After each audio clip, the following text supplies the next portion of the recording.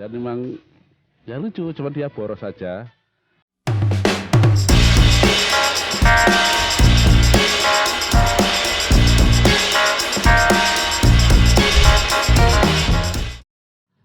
Tapi ngapelnya itu juga lucu itu, karena saya baru berani ke rumahnya itu atas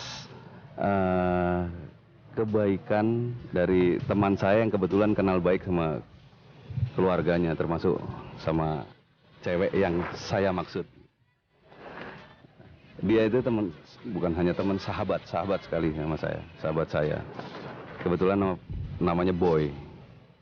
Jadi di situ selalu dibilang di mana ada Boy di situ ada Joy, atau di mana ada Joy di situ ada Boy. Sekarang ini dia beristrikan Vina Panduwinata. Dia seorang pereli tadinya, sekarang ya usahawan. Nah, atas kebaikan dia, saya diajak tiba-tiba, nggak tahu kenapa dia tahu benar bahwa saya naksir cewek ini. Tiba-tiba saya diajak langsung ke rumahnya, suruh turun, nggak taunya bertamu ke rumah cewek. Saya diem aja. Saya surprise, bengong. Yang ngobrol malah banyakan si Boy. Dan waktu itu saya masih merokok. Saya dibeliin rokok kesukaan saya 1 bungkus.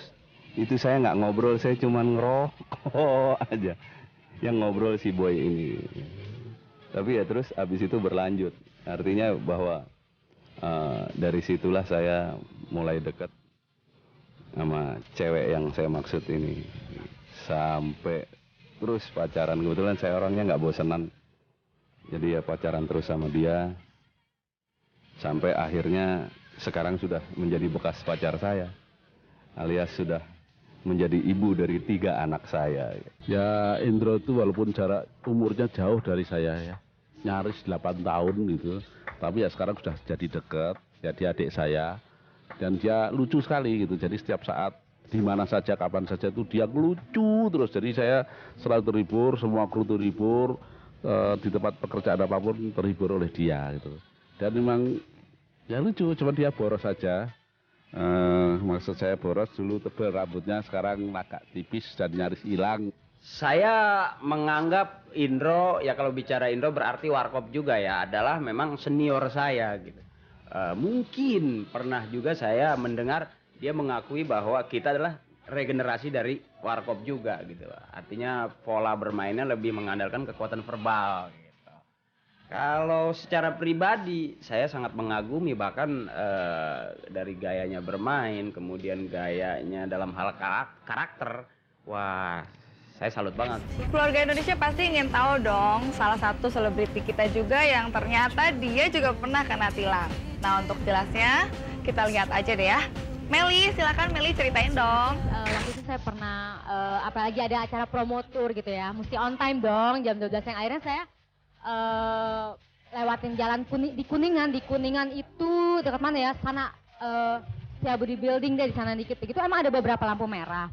Terus akhirnya saya tuh pas lampu apa ya, pas udah mau dekat lampu hijau, dari merah ke hijau tuh emang agak cepet, jadi kita tuh langsung nerobos gitu kan, karena emang udah dekat lampu hijau gitu.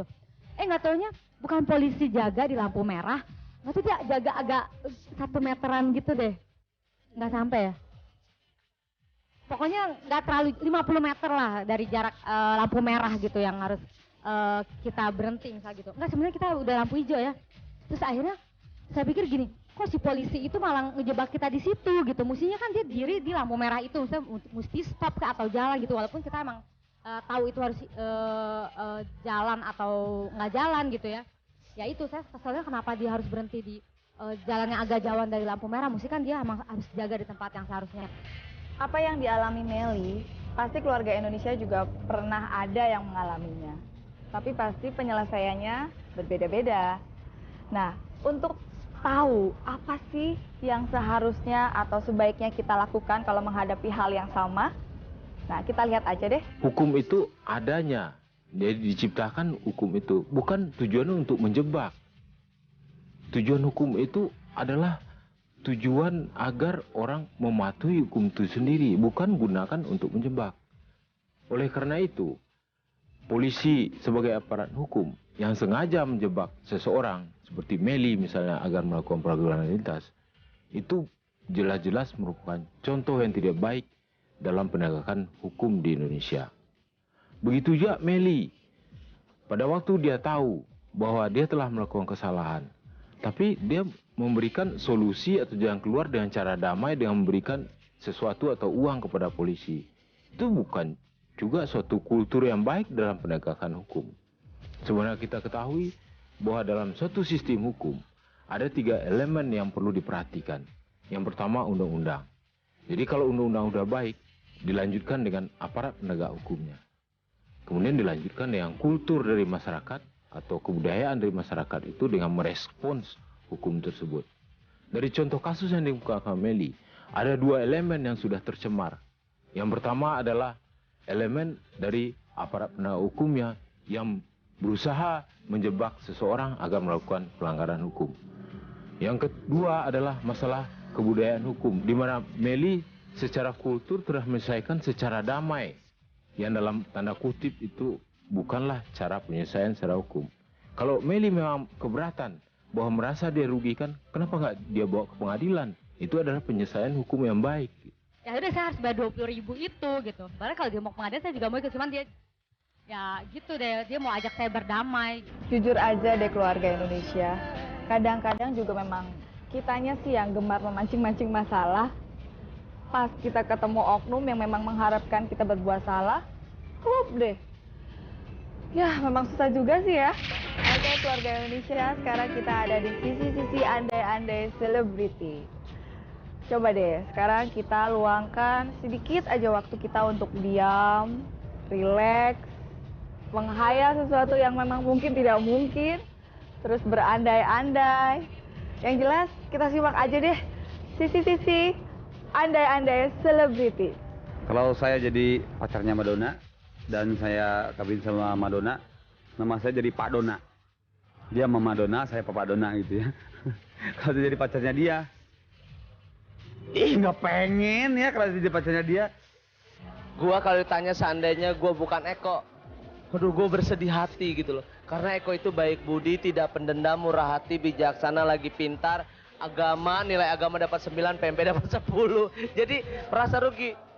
Saya ingin menjadi laki-laki yang pintar, pintar dalam berbisnis, pintar dalam berpolitik, pintar dalam segala-galanya. Dan saya juga kalau menjadi seorang laki-laki, saya akan menyayangi seorang wanita yang sangat saya sayangi. Wow.